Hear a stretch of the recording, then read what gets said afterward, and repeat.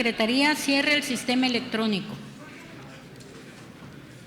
Habiendo quórum de 26 diputadas y diputados, se abre la sesión solemne.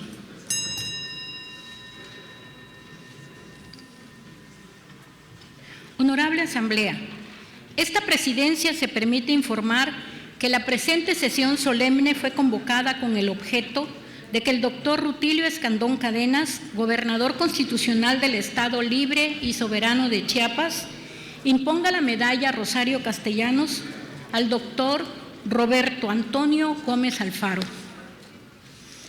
En atención a lo anterior, se encuentra en este Palacio Legislativo el doctor Rutilio Escandón Cadenas, gobernador constitucional del Estado Libre y Soberano de Chiapas, quien está acompañado del magistrado Guillermo Ramos Pérez, presidente del Tribunal Superior de Justicia del Estado y del Consejo de la Judicatura, y del doctor Roberto Antonio Gómez Alfaro.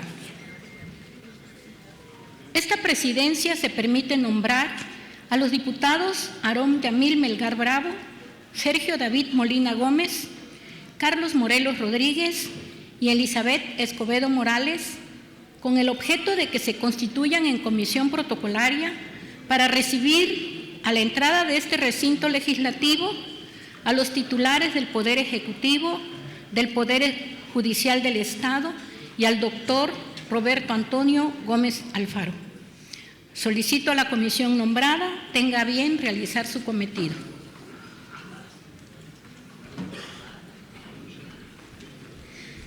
Se invita a las diputadas y diputados y al público asistente permanezcan en sus lugares, mientras tanto se declara un receso.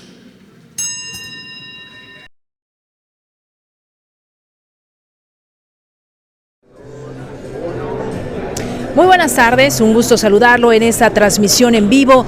Hoy, 15 de agosto, el Poder Legislativo de Chiapas impone la medalla Rosario Castellanos al doctor Roberto Antonio Gómez Alfaro. Para ello, a escasos minutos tendremos inicio de la sesión solemne en la que hace arribo el titular del Poder Ejecutivo del Estado, el doctor Rutilio Escandón Cadenas, y por supuesto, acompañado de la presidenta del Congreso del Estado, diputada Sonia Catalina Álvarez. Como usted observa en sus imágenes, a este recinto están haciendo ya arribo los titulares de las diversas dependencias del gobierno del Estado, asimismo personalidades del ámbito político federal, entre ellos senadores y diputados federales chiapanecos. Así también vemos la llegada de empresarios destacados en nuestro estado y del sector de salud que vienen a acompañar y por supuesto a congratularse de esta medalla que recibe el día de hoy el doctor Roberto Antonio Gómez Alfaro. La invitación es que usted continúe con nosotros, se informe de los detalles que están sucediendo en este pleno de sesiones,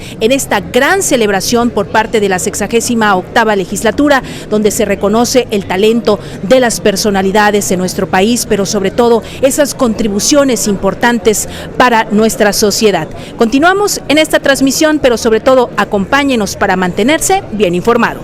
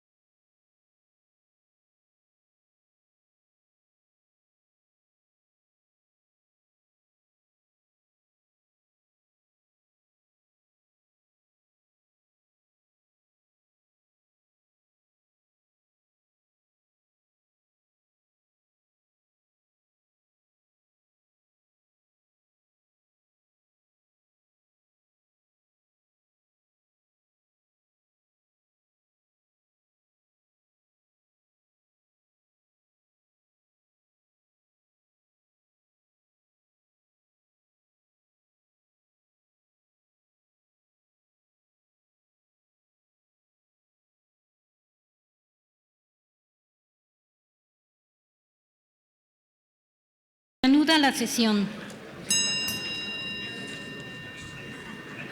Solicito a la honorable asamblea y al público presente ponerse de pie. En estos momentos hace su arribo a este recinto parlamentario el doctor Rutilio Escandón Cadenas, gobernador constitucional del Estado Libre y Soberano de Chiapas, el magistrado Guillermo Ramos Pérez, presidente del Tribunal Superior de Justicia del Estado y del Consejo de la Judicatura, y el doctor Roberto Antonio Gómez Alfaro.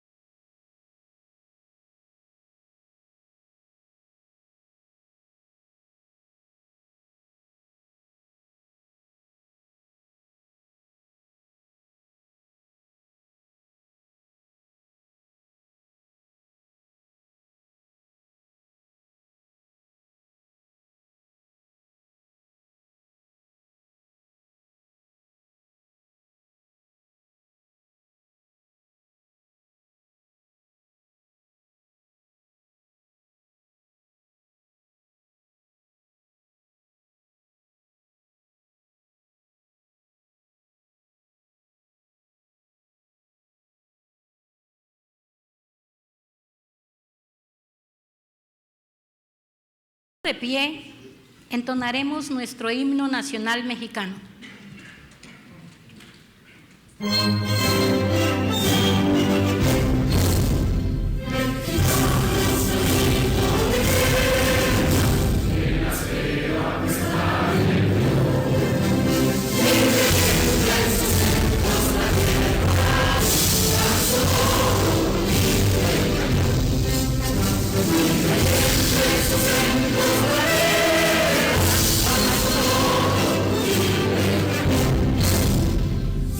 Padre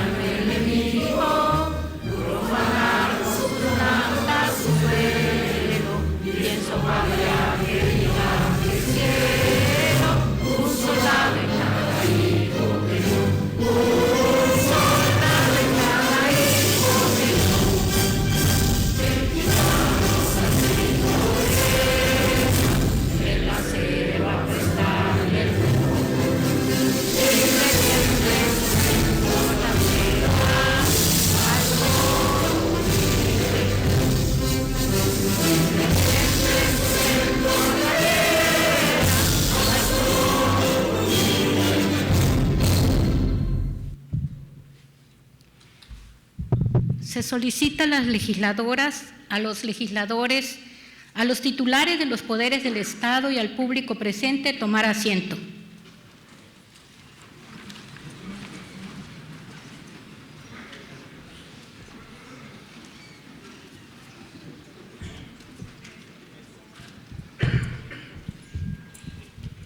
El Honorable Congreso del Estado de Chiapas agradece la distinguida presencia del doctor Rutilio Escandón Cadenas, gobernador constitucional del Estado Libre y Soberano de Chiapas, del magistrado Guillermo Ramos Pérez, presidente del Tribunal Superior de Justicia del Estado y del Consejo de la Judicatura. Asimismo, agradecemos la presencia del doctor Roberto Antonio Gómez Alfaro. Agradecemos la distinguida presencia de los mandos militares, de los senadores de la República, de las diputadas y los diputados federales, de las presidentas y presidentes municipales, de los presidentes de los partidos políticos, de los empresarios, familiares del doctor Roberto Antonio Gómez Alfaro y los servidores públicos federales, estatales y municipales. Sean ustedes bienvenidos. Solicito a la diputada Petrona de la Cruz Cruz realizar la proclama histórica de la literata Rosario Castellanos.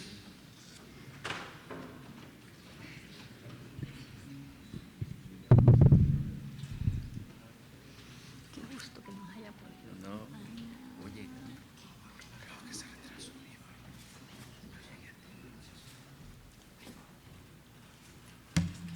Ahora sí me da el presidente.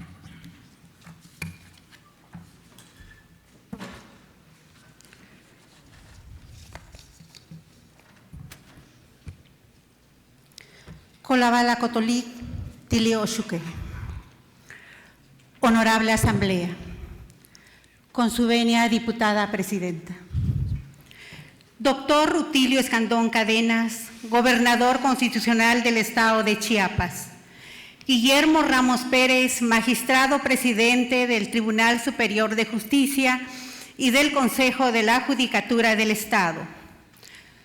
Doctor Roberto Antonio Gómez Alfaro.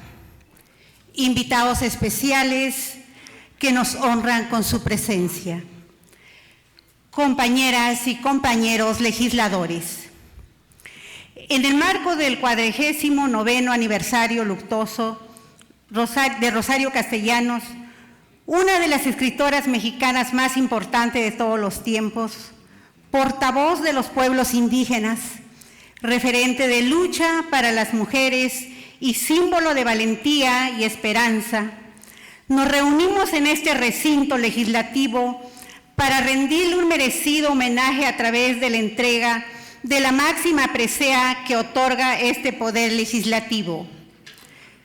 Rosario Castellanos nació el 25 de mayo de 1925 en la Ciudad de México, pero su corazón siempre estuvo arraigado en Comitán de Domínguez, donde pasó su infancia y adolescencia, cultivando un amor profundo por nuestra tierra.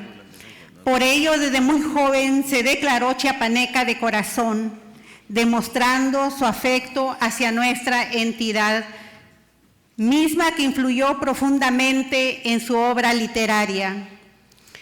Desde temprana edad, Rosario observó con sensibilidad las injusticias que enfrentaban los pueblos indígenas y las mujeres, lo que se reflejó en la esencia de su trabajo y su carrera profesional. Rosario Castellanos provenía de una familia con una historia marcada por contrastes y vivencias diversas.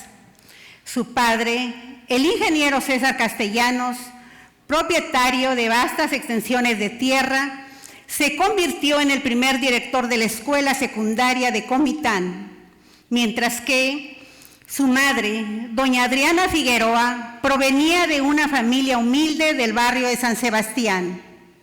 El trágico fallecimiento de su hermano, Mario Benjamín, a la edad de 8 años, debido a una apendicitis, marcó un punto de inflexión en su vida, forjando en ella un carácter inquebrantable que la distinguiría en adelante.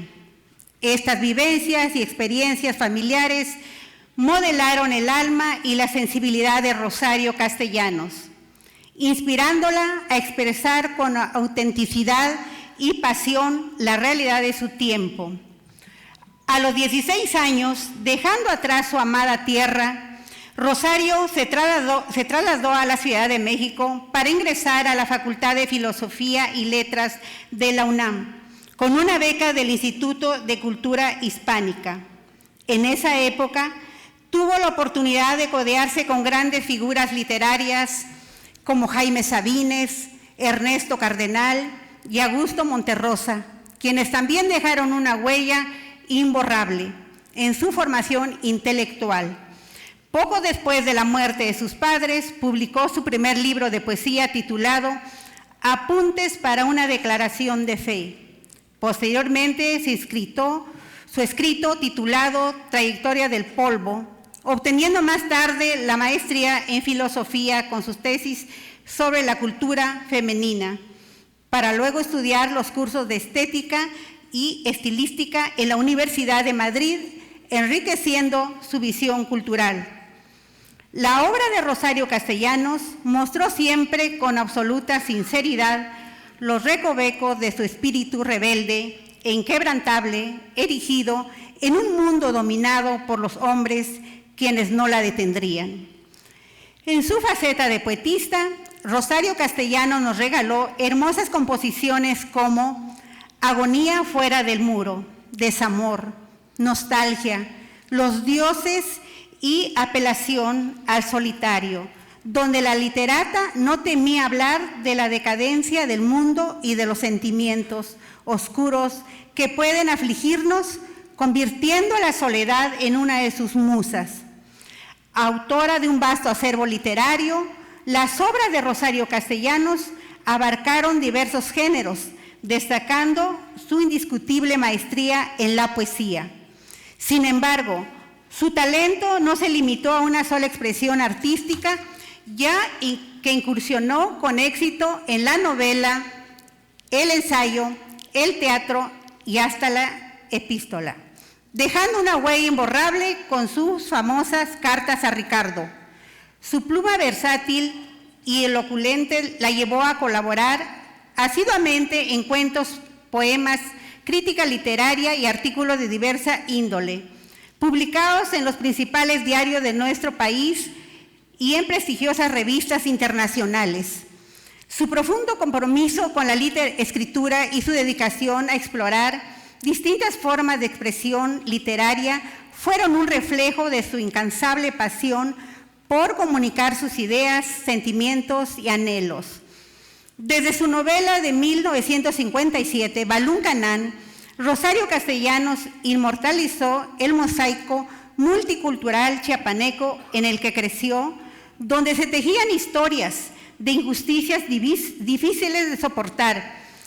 Esta obra crucial ofrece una panorámica completa y conmovedora de la complejidad social de su época. Además, en Balún Canán, Rosario Castellanos se atrevió a invocar los antiguos textos mayas quiché como el Popol Vuh y el libro de Chilam Balam, una valiosa innovación en la literatura de nuestro país, que añadió una dimensión aún más profunda, enriquecedora a esta fascinante narrativa.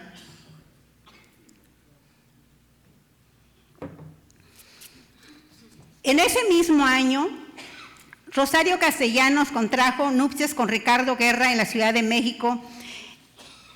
En esas fechas le fue otorgado el premio Chiapas por Balún Canán. 3 años después obtuvo el premio Javier Villaurrutia por Ciudad Real y en 1961 nació su hijo Gabriel Guerra. En 1962 publicó Oficio de Tinieblas, una historia sobre el levantamiento de los chamulas en San Cristóbal. En 1867, que culminó con una crucifixión de uno de estos, novela con la que recibiría el premio Sor Juana Inés de la Cruz. Desde sus primeros años en el mundo de la literatura, Rosario Castellanos encontró una poderosa influencia en la escritora inglesa Virginia Woolf, cuya obra resultó indispensable en su desarrollo como autora. Inspirada por la visión de Woolf, Rosario se convirtió en una de las mayores referentes del feminismo en Latinoamérica. Con profunda convicción, comprendía que las mujeres, al igual que cualquier individuo, poseían la capacidad innata de alcanzar la independencia y la autonomía tanto en lo económico como en lo político y lo cultural. Su compromiso con el empoderamiento femenino y su lucha por la igualdad de género perdurarían como un faro de inspiración para generaciones venideras y de mujeres y hombres que abrazarían su legado y continuarían su camino hacia el mundo más equitativo y justo para todas y todos. Rosario Castellanos trabajó en el Instituto Nacional Indigenista, el primer centro coordinador que se fundó en la República, situado en San Cristóbal de las Casas. Fue directora de difusión cultural del Instituto de Ciencias y Artes de Chiapas. Además, miembro del Ateneo de Chiapas bajo el rectorado de Ignacio Chávez entre 1961 y 1971. Desempeñó la jefatura de Información y Prensa en la UNAM e impartió las cátedras de Literatura Comparada, Novela Contemporánea y Seminario de Crítica en la Facultad de Filosofía y Letras de la misma universidad. Posteriormente desarrolló su labor docente en la Universidad Iberoamericana y, tiempo después, en la Universidad de Wisconsin, Colorado e Indiana en Estados Unidos. En 1971, Rosario Castellanos recibió el nombramiento como embajadora de México en Tel Aviv, Israel. Un reconocimiento de su destacada labor literaria y su compromiso con la representación cultural de nuestro país. Sin embargo, un fatídico 7 de agosto de 1974, un trágico accidente eléctrico mientras intentaba prender una lámpara de mesa le arrebató la vida a esta insigne figura. Y, aunque su partida sumió el mundo literario en el vacío y en la oscuridad, su legado perdurará como una luz que guía y sigue inspirando a generaciones enteras. Es por ello que, en reconocimiento a su impecable trayectoria cultural, el 5 de noviembre del 2004, mediante el decreto 263, el Congreso del Estado de Chiapas constituyó la creación de la medalla Rosario Castellanos como un tributo eterno a su obra y legado. Por todo ello, en este día tan especial, rendimos homenaje con la entrega de la medalla que lleva su nombre, a la memoria de Rosario Castellanos, una mujer admirable en todos los sentidos, cuyo compromiso con la justicia, la libertad y la igualdad de derechos sigue resonando y viviendo en cada una de sus palabras y en el inmortal impacto de su obra literaria. Batzi Kolabalik. Es cuanto, diputada presidenta.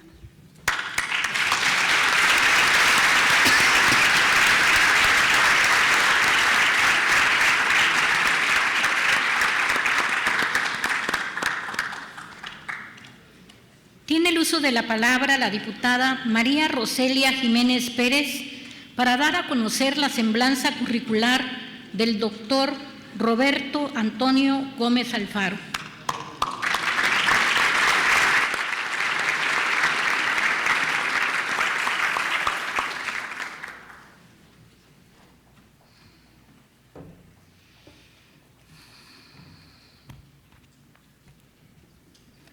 Hombres y mujeres de Chiapas. Señor Gobernador, doctor Rutilio Escandón Cadenas, Honorable Congreso, diputadas y diputados,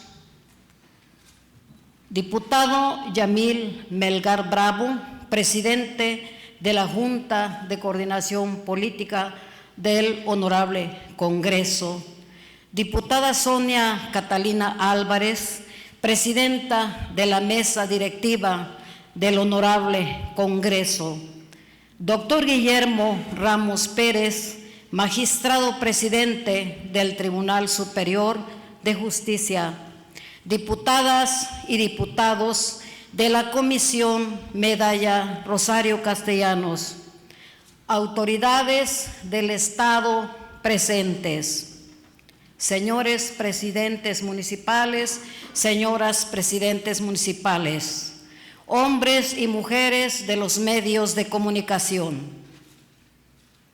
muy distinguido doctor Roberto Antonio Gómez Alfaro, público en general, Tzakul, muy buenas noches.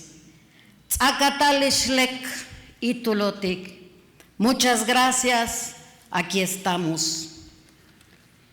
La semblanza de una persona como la del doctor Roberto Antonio Gómez Alfaro lo traza el hecho de que es considerado como el doctor de los pobres, título que le otorga el pueblo que le reconoce y agradece su alto servicio humanitario devengado en toda la población,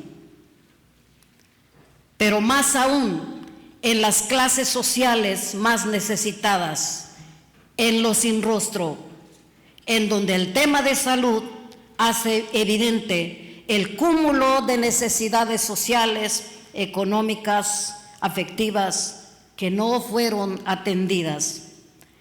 Y es que él, con su gran corazón y liderazgo, servicio profesional y filantropía, ha sido el médico quien se comprometió y ha ayudado a calmar grandes necesidades de la salud, pero también fortalecer el espíritu de la esperanza.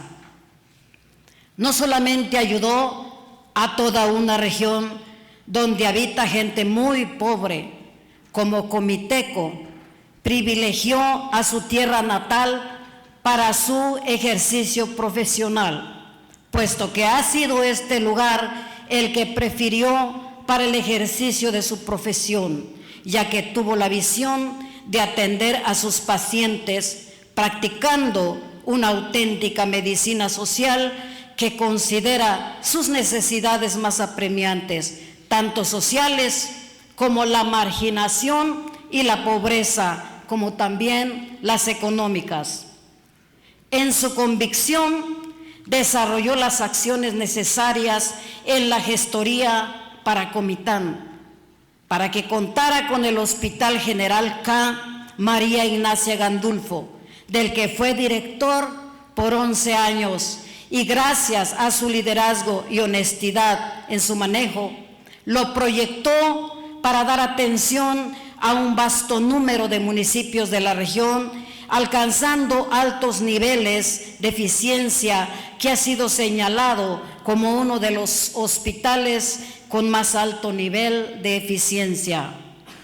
Antes del éxodo de guatemaltecos, que por cuestiones beligerantes en su país se refugiaron en Chiapas, el personal del hospital ya operaba en las comunidades marginadas para mejorar la calidad de vida en los núcleos habitacionales de la selva, espacios perdidos, carentes de agua, alimentos, escuelas y con alto porcentaje en enfermedades llamadas de la pobreza. Las acciones médicas y humanitarias que el equipo desarrolló en esos lugares olvidados fueron elemento primordial y transformador. Esperanza de salud y vida arribó en la sonrisa de muchos niños, ancianos, mujeres y hombres que, despojados de su salud, encontraron palabras de aliento y consuelo. La templanza y la decisión fueron importantes en esos momentos de infortunio. Muchas gracias por ser un gran testimonio de respeto a la vida y a la salud de muchos pobres, muy querido doctor Roberto Antonio Gómez Alfaro.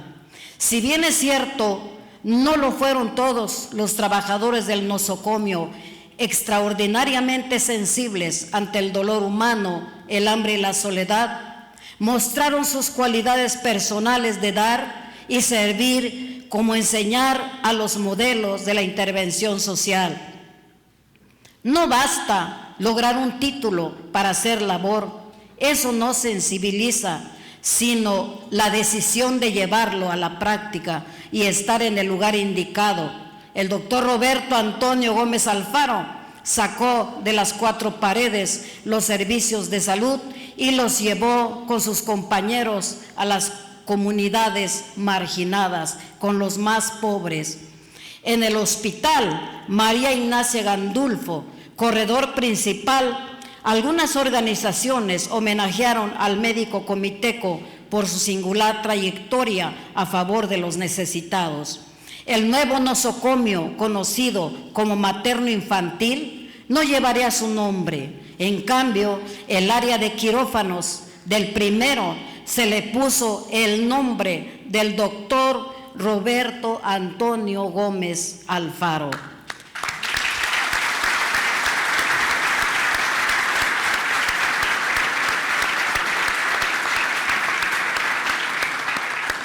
Años antes, la Asociación Nacional de Locutores de México le entregó reconocimiento en el rubro medicina social. En el año 1989 fue director de la clínica de la Cruz Roja de Comitán y en ese mismo año inició un proyecto particularmente interesante, el Sanatorio Fraternidad. Fue creado con la intención de atender a todo el mundo, pero fundamentalmente a los que menos posibilidades económicas tenían. Si esto es un reto para las instituciones públicas, pues es un reto mayúsculo para una clínica privada. Sin embargo, el doctor Gómez Alfaro logró crear un auténtico sanatorio autosustentable, el Sanatorio Fraternidad. Ha realizado más de 25,000 cirugías en su haber y aproximadamente el 20% de los pacientes fueron exentos, cumpliendo su objetivo principal de atender a los más necesitados.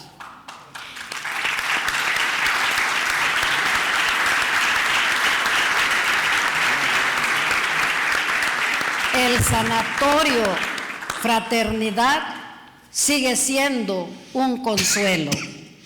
Su pueblo, Comitán, lo reconocemos y fue candidato a la medalla Belisario Domínguez. Hoy, el honorable Congreso de nuestro estado de Chiapas le reconocemos y es merecedor de la medalla Rosario Castellanos, que es la máxima condecoración que otorga el Congreso del Estado de Chiapas a un hombre que se ha distinguido en el desarrollo de la ciencia, la virtud, en grado eminente, como servidor del Estado, la patria y la humanidad. Viva el humanismo, viva el altruismo, viva el muy querido y distinguido doctor Roberto Antonio Gómez Alfaro. ¡Viva!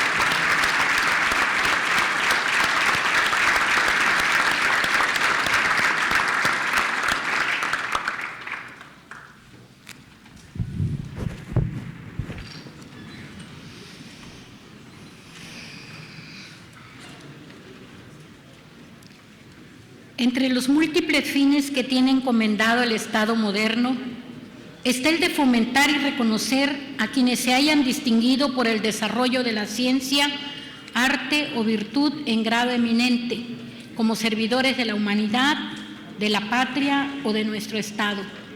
Un reconocimiento merece llevar el nombre de una de las escritoras más importantes de nuestra entidad y del país, Rosario Castellanos, quien como narradora innovó las letras mexicanas introduciendo a la literatura el mundo de Chiapas. Es por ello que este Congreso del Estado instituyó la medalla Rosario Castellanos para premiar a los hombres y mujeres mexicanos. Doctor Rutilio Escandón Cadenas, gobernador constitucional del Estado libre y soberano de Chiapas. De manera muy respetuosa, este Congreso del Estado le solicita a usted proceda a imponer la medalla Rosario Castellanos al doctor Roberto Antonio Gómez Alfaro, por lo que solicito a la honorable Asamblea y al público presente ponerse de pie.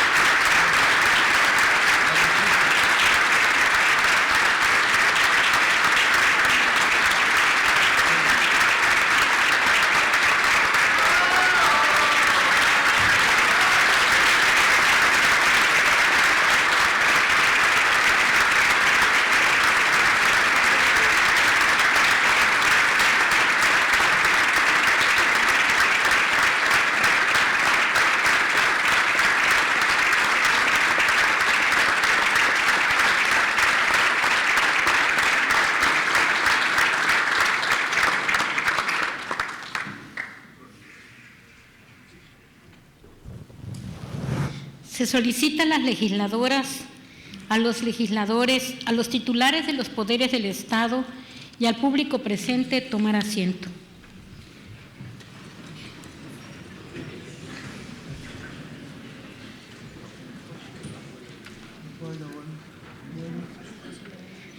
Se concede el uso de la palabra al doctor Roberto Antonio Gómez Alfaro, galardonado con la medalla Rosario Castellanos.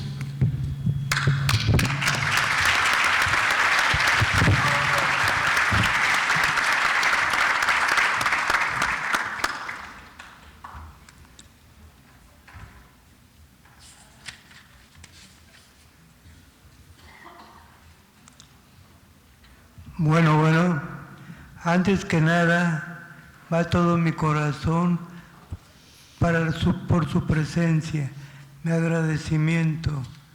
Esta medalla resume lo que traté de que fuera mi vida y creo que se logró. Dar, ayudar, servir.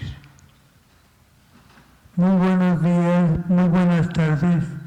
Con su permiso, doctor Rutilio Cruz Escandón Cadenas, gobernador del Estado de Chiapas, distinguidos miembros del Honorable Congreso del Estado de Chiapas, señoras y señores que nos hacen el honor con su presencia, muchísimas gracias.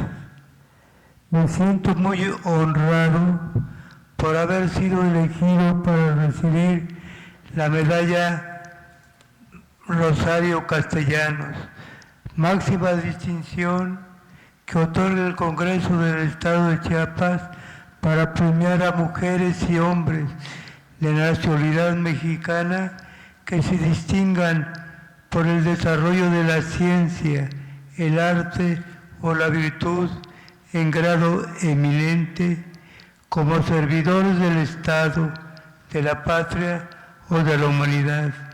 Premio instituido desde el 2004 y que ha sido otorgado a diferentes compañeros como son Eliseo Millanes Castellanos, Enoc Cancino Casaonda, Elena Poniatowska, Beatriz Paredes, Orca Oliva y Silva Ramos, entre otros. Si algo ha definido mi vida es el servicio y el amor a los demás, al prójimo, y la vida ha sido muy buena conmigo, ya que me ha permitido hacerlo. Nací en mi querido Comitán, Chiapas, cuna de hombres y mujeres nobles y universales, como el señor doctor don Belisario Domínguez Palencia. Don Belisario Domínguez Palencia, en sus 100 años de su asesinato, nos permitimos, mi esposo y yo, llevarle un ramo con 100 flores blancas a su tumba. Y le pusimos así: doctor licenciado Belisario Domínguez Palencia, usted, en mi concepto, es el único senador que ha dejado su impronta maravillosa en la historia de Comitán, Chiapas, México y el mundo.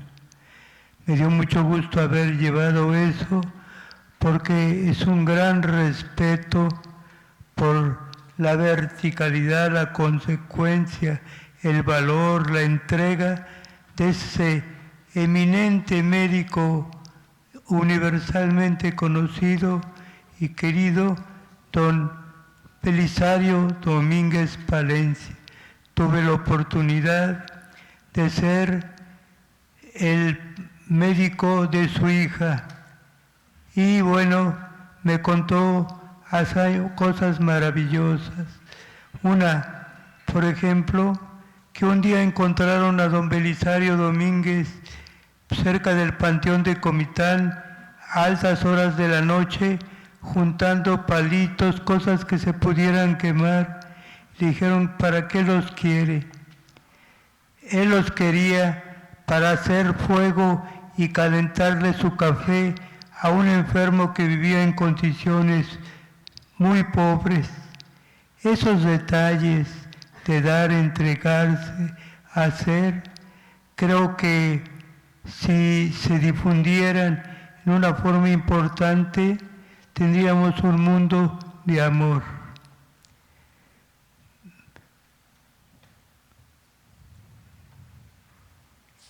Espérame, no termino. La patria o la humanidad, premio instituido desde el 2004. Nací en mi querido Comitán, Chiapas, cuna de hombres ilustres, como ya mencioné. Desde muy pequeño, mi familia, constituida por mi madre, Dolores Alfaro Gordillo, madre soltera, mi hermano Armando Gómez y yo, tuvimos que migrar a la Ciudad de México. Ahí, con grandes esfuerzos realizados por doña Lolita, que mediante una pequeña tienda logró mantenernos y permitir que continuara mis estudios de primaria, secundaria, preparatoria y profesional.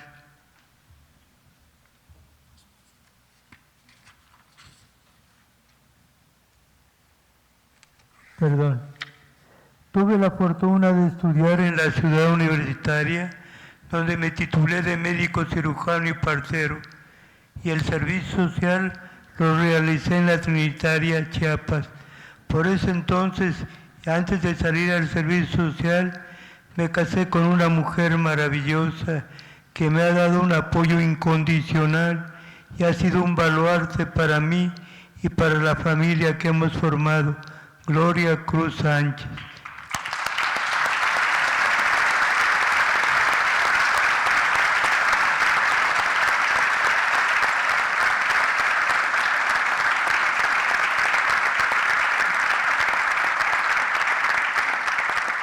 Gloria, gracias por compartir tu vida conmigo. La Trinitaria no contaba con luz eléctrica y entonces, además de las consultas, las campañas de vacunación, se creó un comité pro electrificación en la cual me permitieron participar. Junto con mi esposa organizamos una lotería en la Feria de Trinitaria para conseguir fondos para que se llegara la luz a Trinitaria. Les platicaré una anécdota. Un señor ya mayor, que era el eterno recolector del dinero del agua en Trinitaria, lo fui a ver para que nos ayudara. Me dice: doctorcito, por favor, dedíquese que a dar consultas y no esté usted metido en esto. Es más fácil que la luna llegue a Trinitaria a que la luz llegue a Trinitaria. Gracias a Dios se equivocó, porque la luz llegó a Trinitaria.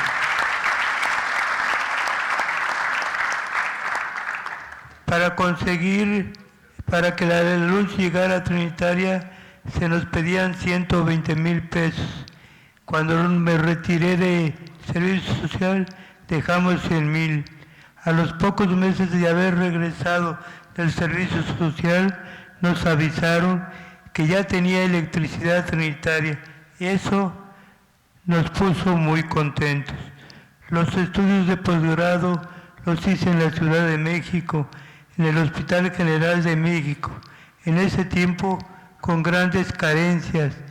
Al Hospital General de México llegan enfermos, compañeros, verdaderamente enfermos, gravísimos, y era increíble que en el servicio de urgencias no tuviéramos los medicamentos para resolver el problema. ¿Qué hacíamos a veces? Con lo poco que ganábamos, lo guardábamos y les ayudábamos a los enfermos. O bien íbamos con las damas voluntarias y decían: ahí vienen los pirigüeños, pero nos ayudaban a resolver muy parcialmente. Tuvo que ser tan objetivo el contraste. Nosotros queríamos motivar cómo hacer mejor las cosas, etcétera, pero siempre nos decían: no, México es un país pobre, estamos jodidos, estamos el otro. Y en lo personal a mí me convencían. Cuando tuvo que ser tan objetivo el contraste, que de repente se pusieron a renovar los pabellones, 20 y tantos pabellones del hospital. Yo vi un pabellón que lo reconstruyeron 3 veces, porque el jefe del pabellón no quedaba conforme. Carambas, ¿cómo es posible que se reconstruya 3 veces un pabellón y no tenemos metronidazol para el absceso hepático, para la amibiasis, etcétera? Nos cuestionamos eso, nos organizamos los residentes y les hicimos un paro.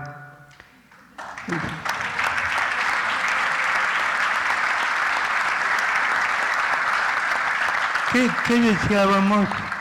Pues darle atención a los verdaderamente enfermos. ¿Qué conseguimos? Fuimos con el director del hospital. El director era maestro nuestro.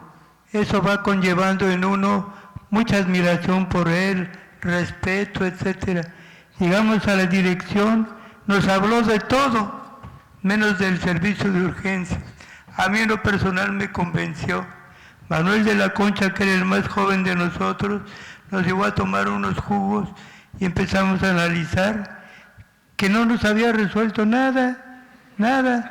Regresamos al otro día ya con el archivo bien preparado, preguntas muy concretas. Llegamos y el doctor, en última instancia, después de 1 o 2 horas, dice: compañeros, hijos, no puedo ayudarles, no está en mis manos. Y tenía razón, muchas veces sale de las manos del director. Le dijimos: vamos a ir a ver al secretario de Salud, Jorge Jiménez Cantú. Y dice: bueno, pues vaya. Yo pensé, no nos va a recibir, compañeros. Nos recibían así. Jorge Jiménez Cantú nos recibía rápidamente. Tuvimos en paro como 3 meses. ¿Qué se consiguió? Se consiguió un nuevo servicio de urgencias en el hospital de Comitán.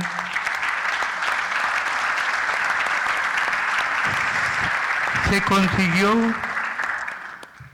que se instalaran ahí mismo, en el servicio de urgencias, rayos X y laboratorio, que lo teníamos que llevar hasta el laboratorio. Se consiguió que se fundara, que se tuviera un recurso, un fondo revolvente, le llamaban, fondo revolvente de 5,000 pesos diarios para compra de medicamentos.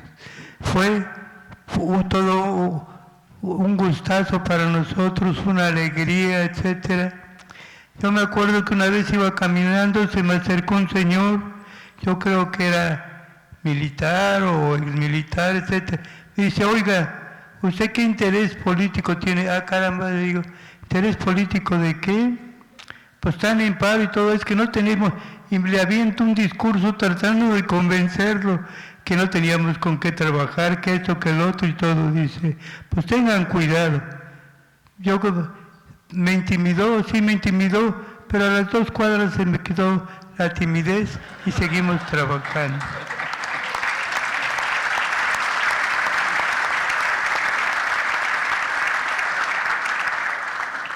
Una vez que terminé la especialidad de cirugía general, trabajé por un tiempo en el Instituto Mexicano del Seguro Social. Les diré, compañeros, que un día me mandaron a llamar del Seguro Social al centro médico.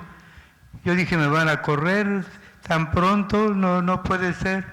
Llegué y la secretaria o la señorita me dice, deme sus datos. Le digo, ¿y para qué los quieres? Le van a hacer un estudio psicotécnico, quién sabe. Y dije, híjole, pues ya bien que soy loco, ¿verdad? Le digo, ¿y para qué es histórico? Es que usted está propuesto para ser director de una clínica. Le dije, muchísimas gracias. El Seguro Social es un excelente patrón, pero yo no estoy contento en él.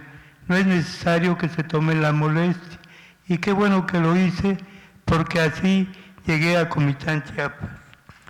Una vez que terminé la especialidad de cirugía general, trabajé por un tiempo en el Instituto Mexicano del Seguro Social, pero mi necesidad de servir no se satisfacía en esa institución, y entonces llegó la invitación para regresar a trabajar a mi ciudad natal de Comitán, como cirujano del Hospital María Ignacia Gandulfo, del cual posteriormente fui director por 11 años, y me permitió servir y ayudar a muchas personas, sobre todo a los más necesitados.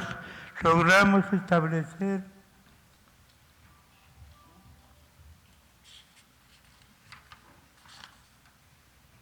un albergue para las familias de las comunidades de la selva que llevaban a sus enfermos.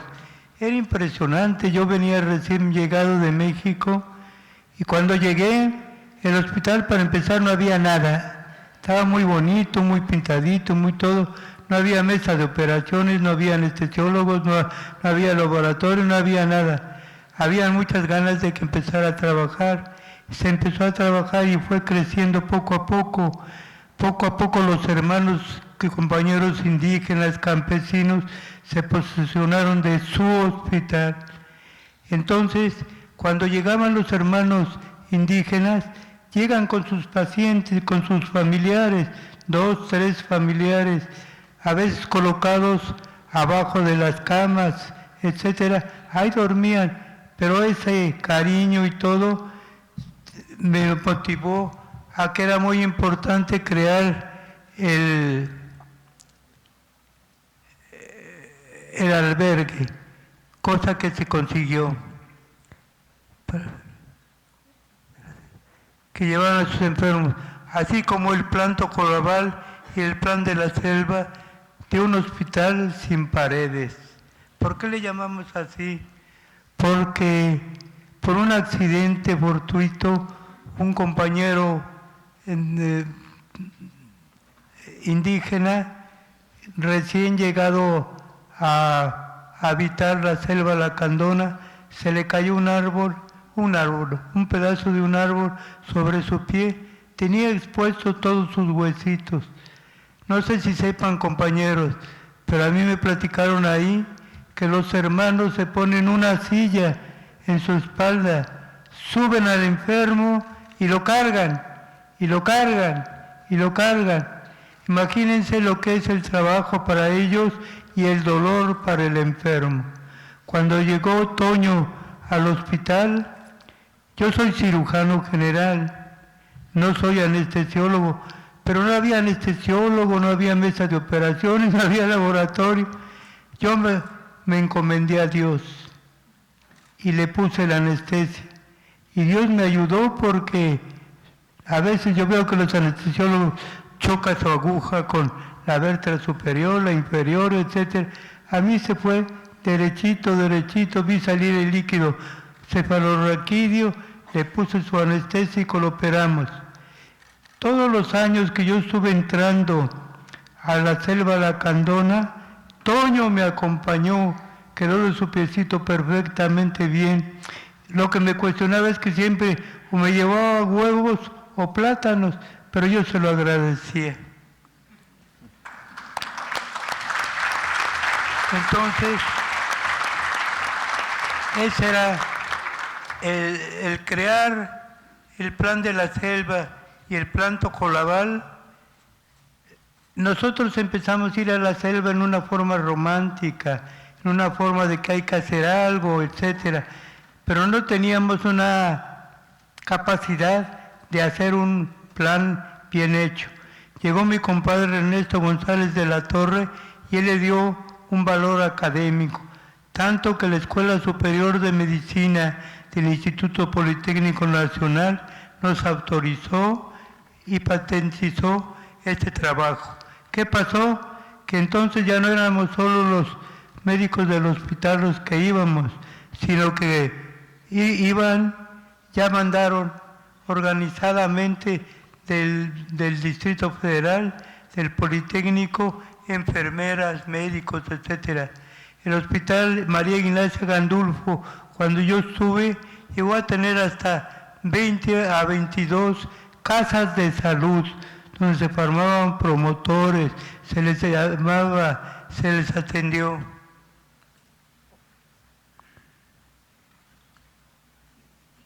Se dieron campañas de vacunación, consulta, detección de enfermedades, además de programas integrales sobre saneamiento, letrinas, cursos sobre hortalizas, criaderos de varias especies, con ayuda de diversas personas de buen corazón e instituciones de diversas personas Se logró que tuvieran bestias de carga. Esto fue muy espectacular. Cuando yo llegué, todo lo hacían ellos con su fuerza. Todo. Conseguimos una donación de 4 bestias. Se las llevamos.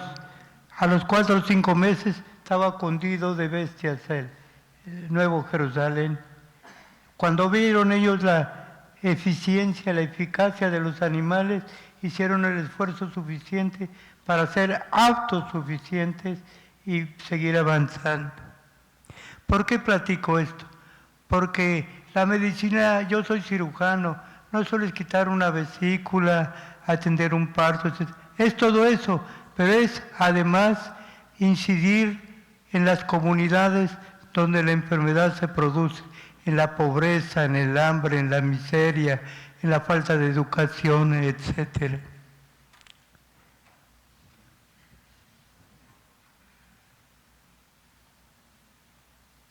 Luego vino el éxodo guatemalteco, que por cuestiones beligerantes en su país se refugiaron en Chiapas. El personal del hospital ya tenía experiencia en el servicio de las comunidades marginadas de la selva y aplicó todo este conocimiento para servir a los refugiados guatemaltecos, para llevarles salud y esperanza. Quiero mencionar que la Benemérita Universidad Autónoma de Puebla, a través de su director del Hospital Universitario, Carlos López Reyes, Carlos López Reyes, un amigo mío, fue el primer rector de la UNACH aquí. Acudió con personal de salud para atender a los campamentos de los refugiados y que toda la comunidad internacional se volcó para ayudar a los refugiados guatemaltecos. Tuvimos ayudas de ACNUR, Alto Comisionado de los Refugiados. Tuvimos ayuda de Pan para el Mundo, una institución alemana. Tuvimos ayuda de Médicos Sin Fronteras, alemana. Tuvimos ayuda de Rescate Internacional norteamericana. Caray, yo ahí sí vi palpablemente el milagro de los panes. De aquel hospital que no tenía recursos, llegó a tener muchos recursos. ¿Cuál fue nuestra obligación? Utilizar esos recursos como si fueran propios, con el amor que uno le puede tener a su dinero, así, pero para servir, eficientizar. Honestamente, yo puedo verme de frente en el espejo y no bajar los ojos, porque en la vida he tomado un centavo que yo no haya ganado. Eso se los puedo decir.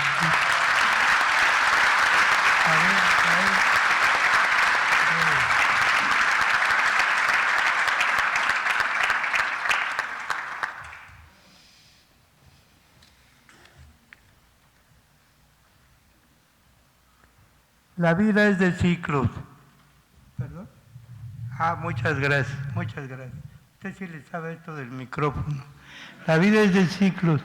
Y cuando terminó el mío en el hospital de Comitán, aún tenía mucho por hacer, mucho por servir.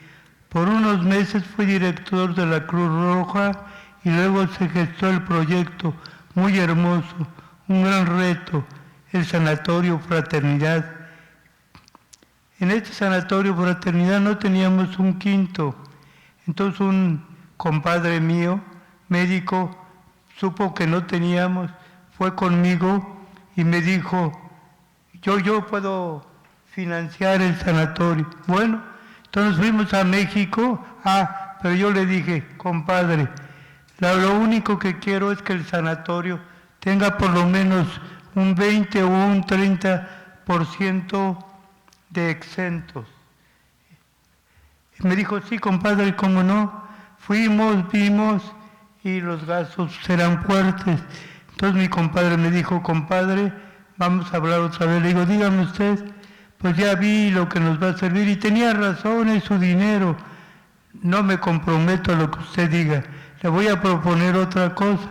Digo, dígame usted, pues que 2 años vamos a cobrar el 100% y después ya le bajamos. Digo, no, compadre, le dije esto, no lo hacemos, no, bueno, compadre, ahí nos vemos. Pero vino Dios, nos empezó a ayudar y echamos a andar el Sanatorio Fraternidad. Un proyecto muy hermoso, un reto, el Sanatorio Fraternidad, creado con el objetivo de atender a cualquier paciente que lo solicitara, pero fundamentalmente a los que menos posibilidades económicas tuvieran. Imagínense el tamaño de este desafío. Si para las instituciones públicas es todo un desafío, lo es mayúsculo para una institución privada, sin embargo se logró. El Sanatorio Fraternidad es de los pocos sanatorios autosustentables. Ha realizado desde su fundación en diciembre de 1989 hasta el año 2022 más de 25,000 cirugías y aproximadamente un 20% de los pacientes fueron exentos. La exención puede ser del 100% que no pague nada, o la gente podía pagar el 50, el 80, el 30, etc.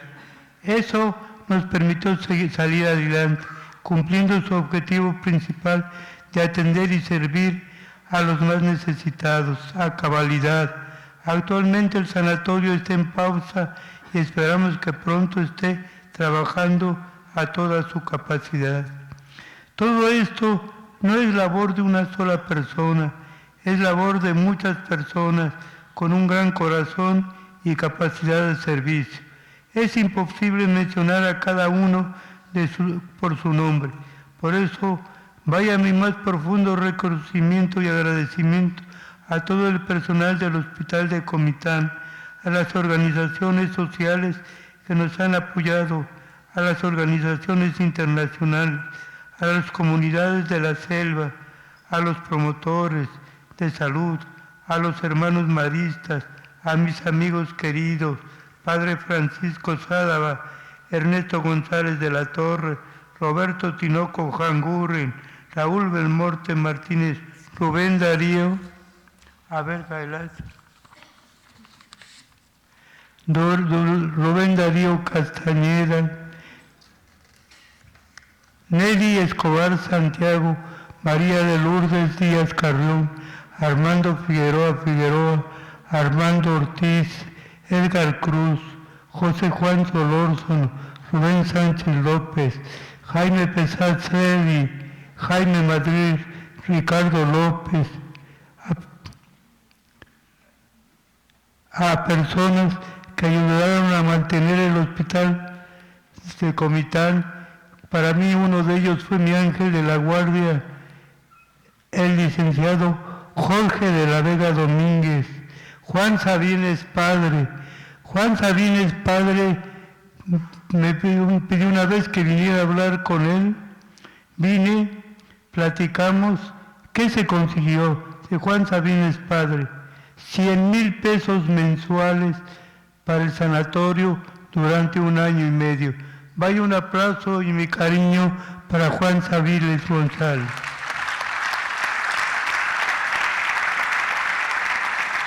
Carlos Lenkendorf y todo el personal del Sanatorio Fraternidad y tantas personas que han estado presentes en esta gran lucha de servicio a los demás. Y por supuesto, mi gratitud y amor a mi familia, Gloria a mi esposa, a mis hijos Roberto, Luis, Omar, Gloria, Ricardo, Rocío, a mis nueras Nora, Leila, Sandra, a mis yernos Roberto y René, a mis nietos Anaí, Luz Paola, Axel, Asmilda, Dolly, Iván, Montserrat, Andrea, Mariana, Estefanía, Ricardo, María, Omar y Bastián. Siempre había querido tener una familia numerosa y vean, la vida ha sido muy generosa y me ha bendecido con todos ellos, buenas personas, excelentes profesionistas, intrigadas y con vocación de servicio. Gracias a la vida por tanto y por todo. Gracias a todos ustedes por su atención y su presencia. Gracias, señor gobernador Rutilio, por su amistad y su presencia. Gracias a todos ustedes, gracias a Dios por haberme permitido como soy. Si volvieran a ser, volvería a ser así. Muchas gracias.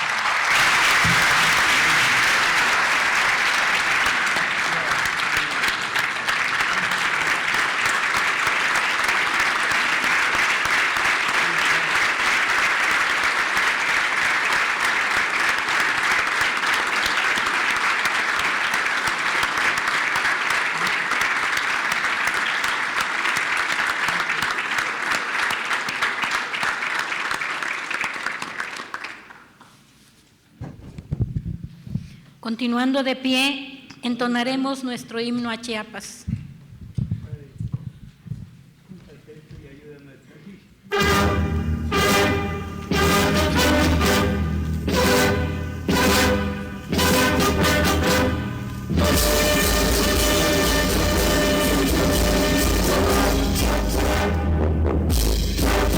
Compatriotas de Chiapas, una viva de paz y marchando con paz.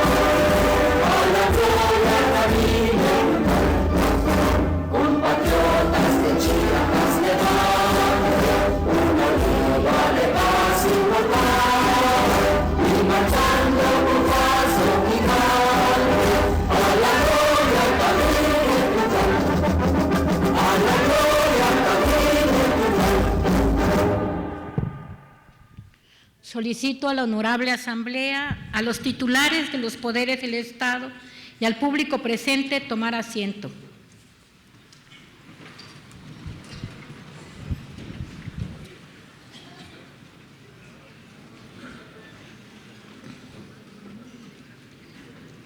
Esta presidencia agradece la distinguida presencia del doctor Rutilio Escandón Cadenas, gobernador constitucional del Estado Libre y Soberano de Chiapas, del magistrado Guillermo Ramos Pérez, presidente del Tribunal Superior de Justicia del Estado y del Consejo de la Judicatura, y del doctor Roberto Antonio Gómez Alfaro. Invitando respetuosamente a los titulares del Poder Ejecutivo, del Poder Judicial, al galardonado y a la presidenta de la Comisión de Postulación de la Medalla, diputada Petrona de la Cruz Cruz, nos acompañen a develar el nombre del doctor Roberto Antonio Gómez Alfaro, inscrito en el muro de honor de los galardonados con la medalla Rosario Castellanos, el cual se encuentra ubicado a la salida de este recinto legislativo. No habiendo más asuntos que tratar, se levanta la presente sesión agradeciéndole su amable asistencia.